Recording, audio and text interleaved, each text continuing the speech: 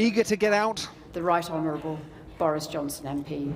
Possibly too eager. I'm going to say a few more words before we applaud him. To talk direct to business after 2 weeks of directing messages at voters. The criticism so far in his election campaign: how will the Prime Minister pay for his vast spending plans? Today, he told the CBI where some of the money was coming from, although taking some time to get to it. I hope you won't mind if I also announce today that we are postponing further cuts in corporation tax. And before you storm the stage and protest, let me remind you, Alan, this saves £6 billion that we can put into the priorities of the British people, including the NHS. We've already cut it from 28% to 19%, the lowest of any major economy. A Conservative Prime Minister laying out to business bosses effectively the single biggest tax-raising measure of the campaign so far. Thank you, Karen. Before Labour's challenger told them this socialist was a friend of business. If a Labour government is elected on the 12th of December, you're going to see more investment than you've ever dreamt of. You're going to have the certainty of a customs union and access to the single market, as again you've advocated at every one of your conferences ever since 2016. You and your business have so much to gain from a Labour government. In theory, this should be an easier crowd for Boris Johnson and Jeremy Corbyn. Traditionally, the Conservatives have always been seen as the party that backs business. But this is a Prime Minister who not so long ago said F business, and a man behind a deal with no customs union and no regulatory alignment with the EU. A harder Brexit than many people here would prefer. So which is winning votes with business? Labour's second referendum leading to a softer Brexit or Remain, or the Conservatives and the deal Boris Johnson already has? We need government's help, whichever government it is in future, to help guide business through this changing world. You didn't quite answer though. Do you think it's a good deal? The Brexit deal, we're happy for a Brexit deal that brings certainty along. And does Boris Johnson's do that? We're happy for a Brexit deal that brings certainty along. But Jeremy Corbyn was talking about lots of investment in infrastructure and things that will facilitate business. And I guess the question is, how is he going to pay for it? You don't sound convinced? No, I think the referendum will delay Brexit further, and we just think Brexit needs to be done. On the Conservative side, we would really like to hear more about the recognition of the need for next year not to be another world of pain for business. We've had 2 marches up the no-deal mountain this year already, how we avoid that for next year. And on the Labour side, I think real concern that although they talk a very good vision for a high investment economy, but the philosophy of mass nationalisation and massive state intervention will have the opposite effect. It will chill investment and actually drive jobs away from this country. This isn't just a two-horse race, though, according to the Lib Dem leader. A leader more in line with business than any other, she says, for one simple reason. The truth is this. If you want to get Brexit done or get Brexit sorted, you are not the party of business. The Liberal Democrats are the natural party of business. With the Conservatives in the pocket of Nigel Farage and Jeremy Corbyn stuck in the 1970s, we are the only ones standing up for you.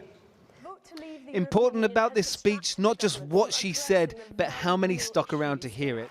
The crowd size saying business may be hedging its bets on Jo Swinson being a kingmaker come results day.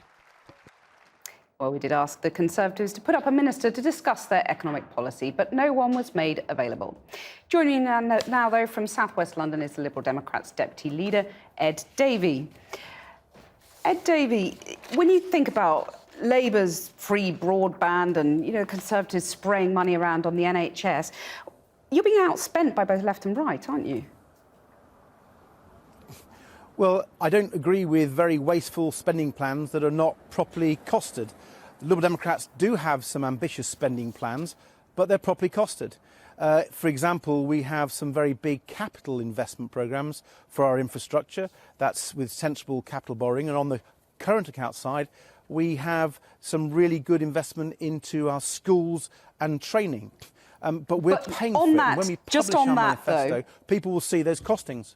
Yeah, but on that, you've got this new Yeah. fiscal rule, which means that you'll borrow only to invest in capital spending. When it comes to extra day-to-day spending on schools and hospitals, for example, you'll have to either raise taxes or cut spending somewhere else. Which is it going to be? Well, actually, there's lots of things we're going to do to get the money that we need for our schools, hospitals and police. First of all, by staying in the EU, we have higher growth, and that produces a dividend to the Exchequer. We call it the Remain bonus, the bonus that Britain gets if we remain, and that's £50 billion in the first Parliament. In addition to that, we have some modest tax rises. We actually want to put corporation tax back up to 20% to get the money from that. How much will that We're saying raise? that we put a penny on income tax. Well, that raises about 9 billion over the Parliament, and if you look at then the penny on income tax for the health service and social care, that raises £7 billion. So our spending programme is actually very ambitious, but unlike the others, we have said that taxes may have to go up. We have found the money from the Remain bonus, and we're going to cut some of the very wasteful spending that the Conservatives have made on things like Brexit. So will you be Liberal saying to the Democrats voters, are will you be wanting to invest? And will you be honest with the voters that under the Liberal Democrats, austerity will continue? No, austerity will end totally. You cannot say that spending £130 billion in capital investment in 5 years is anything other but an end to austerity. If you cannot say that spending an extra £6.5–7 billion over and above the Conservative spending on the NHS is anything other than generous. You cannot say that providing a fully costed programme for universal childcare for everyone from the age of 1 to 4 is anything other than a serious investment. That's the sorts of things we are promising and will deliver. Santa Claus, not Scrooge. Let me just pick you up on. Let me just pick. We've got limited time, so let me just pick you up on that £50 billion Remain bonus that you're talking about. You were absolutely scathing about the 350 million quid on the side of the bus. This is just another guess, isn't it? It's subject to a huge amount of uncertainty. That's what the IFS says. No, the IFS said actually it was cautious. The IFS said it was reasonable. But also when subject to a huge amount of uncertainty. That was also a direct quote from the IFS. Yes, but uncertainty in our direction, because we were being cautious, because we were reasonable. Many people think we should have said it was even larger, but we weren't going to do that because we weren't going to repeat the lies and distortions of Boris Johnson on the side of that red bus. Briefly, this is a very credible figure. Yeah. Just briefly, before you go, I'm afraid we're almost out of time, but just to get your verdict on the court verdict that it was quite right for ITV to exclude Jo Swinson from the debate. This wasn't about sexism, it was about your ratings in the polls, really, wasn't it? Well, I still think this was the wrong decision. Whether it was legal or not, it was the wrong decision for our democracy. The idea that a debate between two people who support Brexit is good in an election when actually people want to hear the other side, and the Liberal Democrats are the only Stop Brexit party, it is hardly good for democracy. Liberal Democrats are actually doing really well in key seats. We can stop the Boris Johnson majority. We can stop Brexit. Jo Swinson should be debating with Jeremy Corbyn and with Boris Johnson. What are they scared of? To say that Labour is a party of Brexit is a slight caricature of their position, but nevertheless, Ed Davey, thank you very much.